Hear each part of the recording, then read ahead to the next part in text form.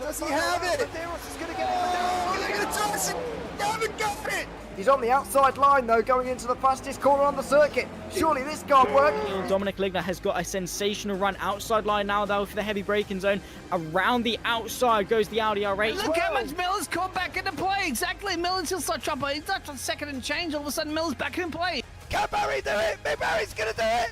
Big Barry!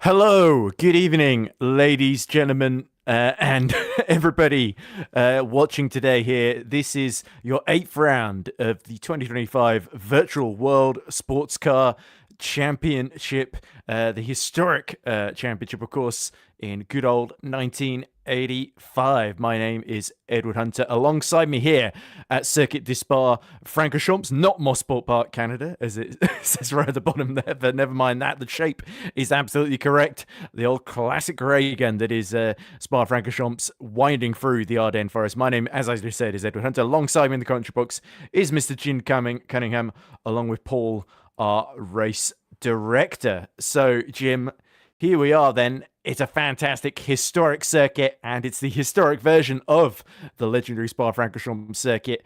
And all of our championships are really hotting up, Jim. And this is going to be a great venue to test the mettle of both car and driver.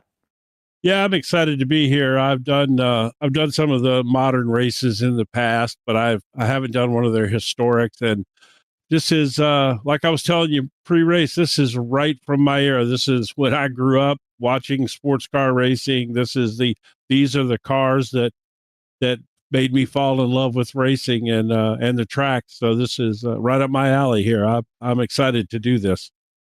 Yeah, me too. Every time I've done it before, it's always been a good treat. So here's the calendar. As you can see, we've done quite a lot of the season so far. Daytona, Sebring, Mugello, Le Mans, Monza, Silverstone, Hockenheim, Mosport last time out back in August. Now it's October. We are back for our final 4 events of the season with Spa, 200 kilometers, 250 kilometers, I should say, about to be witnessed here. Of course, with Brands Hatch, Fuji, and Sandown for our showdown, our finale on the 6th of December. Who's going to top the championship at the end of that? Here is your map of the circuit there. You can see it's not changed a whole lot since...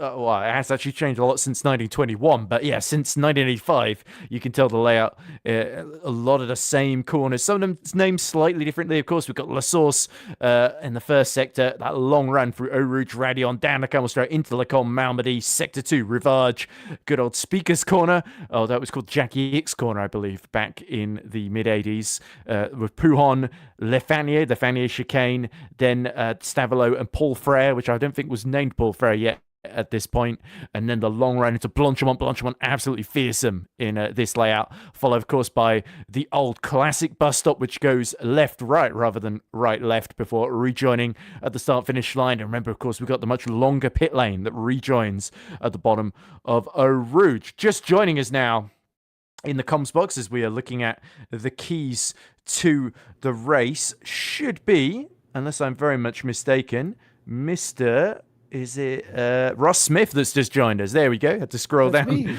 to find that. Yeah, there we go. Ross, welcome to the commentary box, buddy. Great to hear from you again. Of course, Spa. It's going to be a really, really fun one. This is. So tell us all about it. Yeah. I'll let you wrap up these keys. We can come back to them and go over some. Okay. As you can see, keys to the race, All these drivers have been working very hard on their setups in these 1985 sports cars, and it's all about mid-corner speed and exit, essentially. So you can be fast on the entry, but you've got to carry that speed all the way through some of these fast-flowing corners. La Source, hairpin, you really don't want to lock up and outbrake yourself. That first couple of corners and the first couple of laps with heavy fuel are going to be interesting. And then, of course, Eau Rouge, not like today with all that downforce. You've really got to hold your nerve and make sure you reach the top of the hill in one piece and facing in the right direction. You can see target lap times and, of course, no refueling, as I consistently forget every time we do these broadcasts. So those are your keys to the race.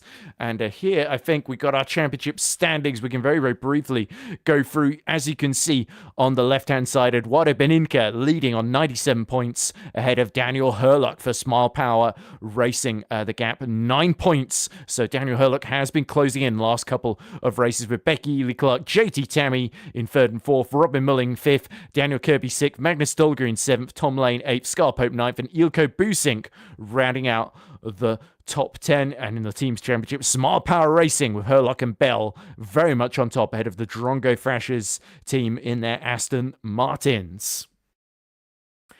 In the Pro-Am standings, Ross Smith, the man who's just joined us, leading by 44 points ahead of Tony McCoffervan. Rest of the top 10 populated by Troy Ewan in 3rd, and Tony Paparinopoulos in 4th, Micah Duern in 5th, John Oy in 6th, Felipe Ducati in 7th, Adrian Rice 8th, Luca Tavanari in 9th, and Daniel Scott rounding out the top 10 with, of course, Cookie Mobsters leading CMS Pro by a whopping 89 points in that Pro-Am teams table.